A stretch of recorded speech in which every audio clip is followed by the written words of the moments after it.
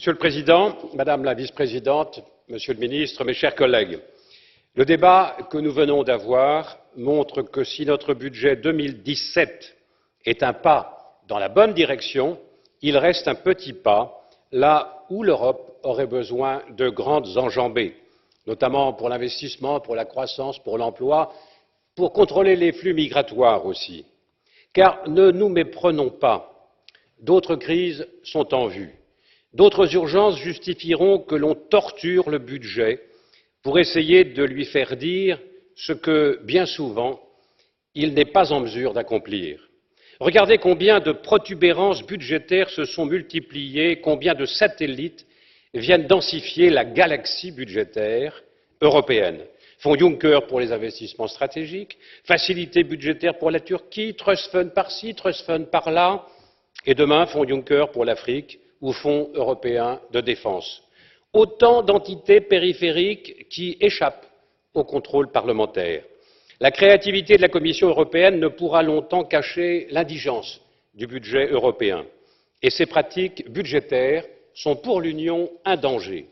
Elles mettent l'Union européenne en danger tout d'abord parce que la multiplication des satellites budgétaires complexifie la lecture d'un budget européen déjà trop distant des citoyens. N'oublions pas, mes chers collègues, que la société est en droit de demander compte à tout agent public de son administration. C'est une exigence démocratique fondamentale. Sans lisibilité budgétaire, nous risquons la déconnexion. L'Europe se fragilise lorsqu'elle se révèle incapable de parler directement aux citoyens européens. Enfin, pareille contorsion budgétaire tend à accréditer des illusions et malheureusement des déceptions. Une union sans budget engagée sur tous les fronts risque de donner en spectacle son impuissance.